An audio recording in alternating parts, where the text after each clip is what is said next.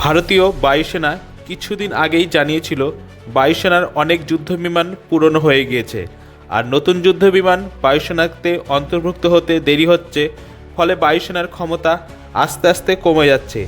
এসব নিয়ে চিন্তিত বায়ুসেনা প্রধান। এসবের মধ্যে কিভাবে বায়ুসেনাকে শক্তিশালী করা যায় তা নিয়ে ভাবনা চিন্তা শুরু করেছে ভারতের রক্ষামন্ত্রক।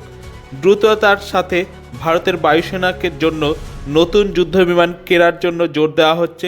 114টি মাল্টিরোল কমব্যাট যুদ্ধবিমান কেনার বিজ্ঞপ্তি জারি করা হয়েছে। কোন দেশ থেকে কিনবে সে ব্যাপারে কিছু এখনও পর্যন্ত জানানো হয়নি, তবে 18টি যুদ্ধবিমান বিদেশ থেকে তৈরি হওয়া বিমান নিয়ে আসবে আর বাকিগুলি মেক ইন ইন্ডিয়ার অন্তর্গত ভারতেই তৈরি করা হবে। তেজাস যুদ্ধবিমানের ইঞ্জিন নিয়ে আমেরিকার জেনারেল ইলেকট্রিক গড়িমসি করছে, তার জন্য এলসিএ তেজাস যুদ্ধবিমান বানাতে দেরি হচ্ছে। আমেরিকার এই গড়িমসির জন্য ভারত তেজাস যুদ্ধবিমানের জন্য রাশিয়ার সাথে যুদ্ধবিমানের ইঞ্জিন কেনার ব্যাপারে আলোচনা শুরু করেছে।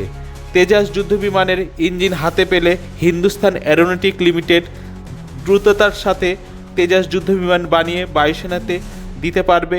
এছাড়া এমকা যুদ্ধবিমানের জন্য ইঞ্জিন নিয়ে আলোচনা হচ্ছে রাশিয়ার সাথে এবং ফ্রান্সের স্যাফরন কোম্পানির সাথে। এছাড়াও ব্রিটেনের রোলস রয়েলস কোম্পানির সাথেও আলোচনা হচ্ছে এই এমকা যুদ্ধবিমানের ইঞ্জিন নিয়ে। এছাড়াও ভারত ষষ্ঠ প্রজন্মের যুদ্ধবিমান তৈরির কাজ শুরু করেছে।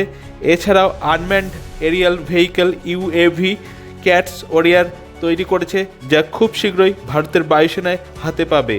এভাবেই ভারতের বায়ুসেনা মজবুত হবে, শুধু সময়ের অপেক্ষা। এ বিষয়ে আরও খবর জানতে কলকাতা সমাচার চ্যানেলটি লাইক করুন, সাবস্ক্রাইব করুন ও বেল আইকনটি প্রেস করুন।